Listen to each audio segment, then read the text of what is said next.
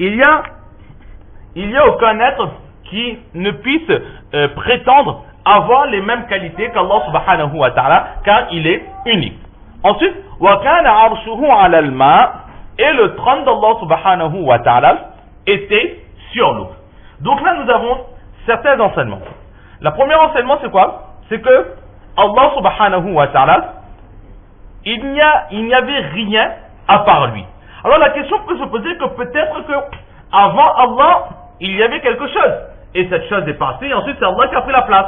Alors il faut savoir que dans d'autres récits, il est dit وَلَمْ يَكُنْ شَيْءٌ قَبْلَهُ, que avant Allah aussi il n'y avait rien, et en même temps que Allah, il n'y avait aussi rien. Donc Allah il est éternel, et Allah, il n'y a personne, aucun associé, ni épouse, ni enfant, ni famille. Allah subhanahu wa ta'ala, il est unique. Dans d'autres narrations, il est dit aussi وَلَمْ يَكُنْ شَيْءٌ مَعَ, Allah subhanahu wa ta'ala, il n'y a aucun être avec Allah subhanahu wa ta'ala.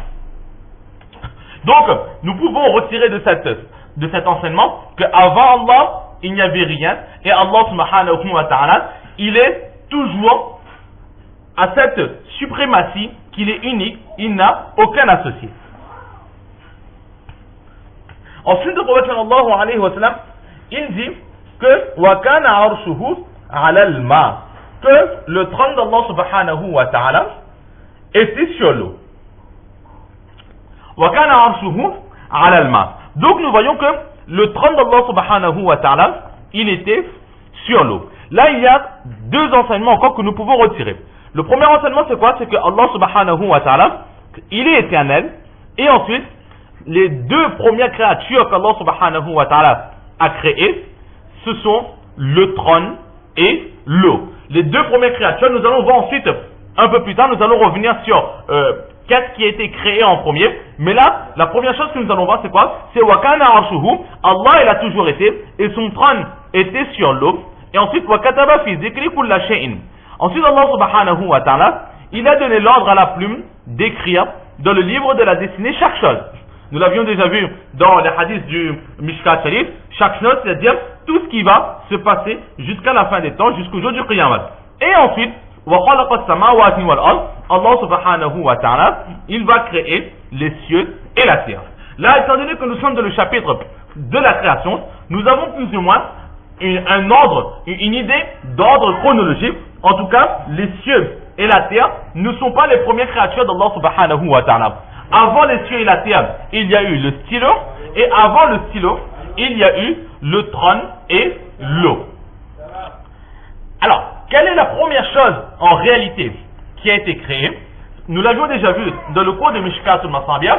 Selon les recherches de Mullah al-Qali alayhi rahmah, la première créature qu'Allah subhanahu wa ta'ala va créer, ce sera la lumière prophétique du saint prophète sallallahu alayhi wa sallam.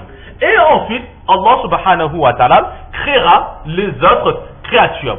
Donc, comment se fait-il que la première des créations, c'est la lumière prophétique? Et là, dans ce récit, nous avons cette impression que c'est le trône et l'eau qui ont devancé. Dans ce récit, le saint prophète sallallahu alayhi wa sallam n'a pas mentionné la lumière prophétique. Alors il faut savoir que, comme nous l'avions dit dans le livre du Mishkat al-Masabiyah, il y a plusieurs narrations, et dans différentes narrations, le prophète sallallahu alayhi wa sallam désigne une créature comme étant la première des créatures. Parfois c'est le trône, parfois c'est l'eau, parfois c'est la plume, parfois c'est la lumière prophétique, etc. Alors c'était la réponse que nous avions donnée. Mullah al-Qali alayhi rahmat, il a donné cette réponse, et Allama Aini alayhi rahmat, lui aussi, il donne cette même réponse. C'est-à-dire que là, ce n'est pas la première créature par rapport au fait qu'elle devance toutes les autres créatures de la création. Mais lorsque le prophète sallallahu alayhi wa sallam dit que la première des créatures, c'est la plume, la première des créatures, c'est l'intelligence, c'est-à-dire que dans une certaine généralité, parmi les créatures qui ont la faculté d'écrire, de garder, de protéger quelque chose, alors c'est la plume. Car la plume, par son encre, elle va écrire quelque chose et cela va rester protégé pendant un certain temps. Parmi les créatures qui ont cette faculté de mémoriser sans intermédiaire, alors la première des créatures, ce sera l'intelligence. Parmi les premières créatures qui sont dans les cieux, alors c'est le trône et l'eau. Par exemple, donc, on peut essayer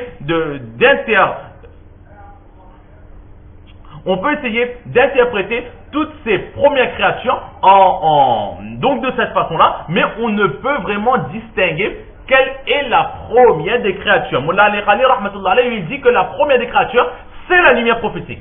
Ça, c'est son opinion, et il a écrit tout un livre prouvant cela. Donc, en admettant que la première des créatures, c'est la lumière prophétique, nous considérerons que la première des créatures, c'est la lumière prophétique, mais ensuite, après cela, qu'est-ce qui est venu en premier? Est-ce que c'est le trône? Est-ce que c'est l'eau? Est-ce que c'est l'intelligence? Est-ce que c'est la plume? Est-ce que c'est les livres gardés? Etc. Là, on ne pourra pas faire de distinction à proprement dit, mais ce sera plus ou moins à chaque fois la première des créatures dans une certaine généralité de créatures. Voilà l'explication qui est en général donnée par les commentateurs de hadith. Ensuite, nous revenons à ce wakana arshuhu ala al-ma. Souvent, lorsque ce hadith est mentionné, alors certains détracteurs de l'islam disent qu'en réalité, Allah subhanahu wa ta'ala, il n'est pas seul.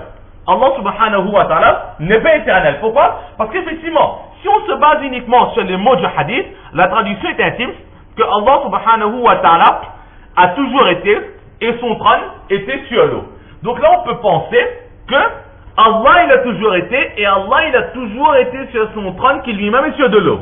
De ce fait, le sens qui en ressort, c'est quoi? C'est que Allah, ainsi que son trône, ainsi que l'eau sur laquelle repose le trône, sont éternels. Na'udhu billah. Là, c'est une mauvaise interprétation. Alors, Ibn Hajar et Allama Aini alayhim rahmah, ils expliquent ce hadith de cette sorte. Que Kana Allahu wa lam yakun shay'un ghayru. Que Allah a toujours été, et avec Allah, il n'y a jamais rien eu. Ici, cette phrase fait allusion à l'éternité, au toujours. C'est-à-dire que depuis toujours, Allah subhanahu wa ta'ala, il a toujours existé. Dans le mot kana, qui signifie être, alors là, il faudra comprendre que Allah, il a toujours été, c'est-à-dire depuis toujours. Et là, il n'y a rien avec lui. Et wa kana arshuhu ala al-ma, et le trône d'Allah subhanahu wa ta'ala était sur l'eau. Là, il faudra traduire de cette façon. Lorsqu'Allah subhanahu wa ta'ala a décidé de créer, alors Allah subhanahu wa ta'ala, il a créé son trône sur de l'eau et ensuite il a continué toute la création. Donc là, nous voyons que depuis toujours, c'est Allah. Et le deuxième, wa kana arshuhu ala al-ma, ici le waw, c'est-à-dire la préposition le et le trône d'Allah, ce et n'est pas lié directement avec l'éternité d'Allah. Mais Allah, il est éternel, et ensuite, lorsqu'Allah va bien créer et débuter la création, c'est là qu'il va placer son trône sur de l'eau. Ensuite, Ibn Hajar, il se pose la question que la lumière prophétique, donc, elle est la première des créations, mais entre le trône et l'eau, quelle est la première des créatures? Alors là, nous pourrons avoir énormément de divergences. L'avis de Allama Aini alayhi rahmah, lui, il dit que l'eau a été créée avant le trône.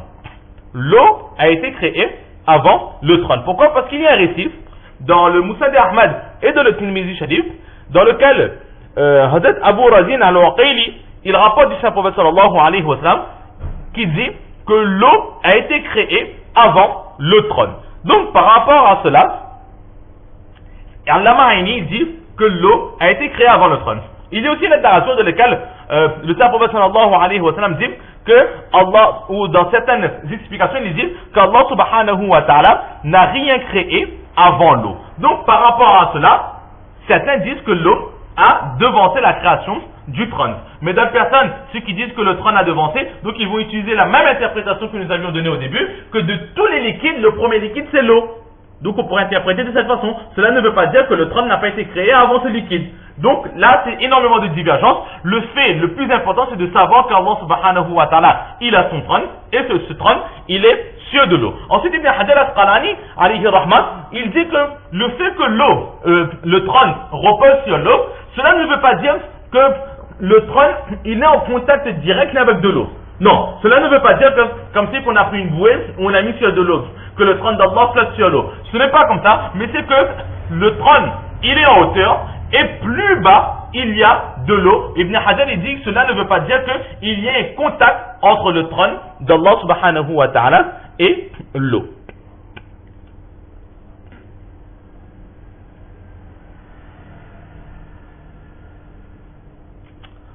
Ensuite, il faut savoir que cette croyance qu'Allah subhanahu wa ta'ala, il a toujours été, il est un, il est éternel, c'est la croyance de toutes les religions.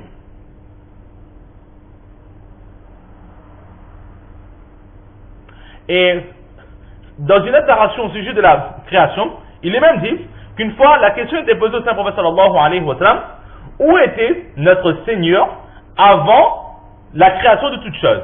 Et là, il dit que Allah subhanahu wa ta'ala, il était dans un nuée, dans une nuée, comme un nuage, ma fawqahu hawa wa ma tahtahu hawa, et au-dessus et en dessous, il y avait de l'air, du vent.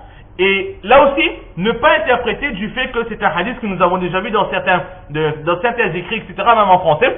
Certains ont aussi fait cette mauvaise interprétation que donc Allah, il était dans ce nuée et au-dessus il y avait de l'air. Donc Allah, il n'est pas éternel, avec Allah il y a ce nuée, il y a cet air aussi. Là aussi, il faudra prendre cette même interprétation que nous avions donnée précédemment, que Allah il a toujours été. Et lorsque Allah il a décidé de créer, et la question c'est, où était Allah avant qu'il débute la création, c'est-à-dire avant qu'il débute la création, ici signifie la création de la terre, des anges, des êtres humains, des animaux, etc.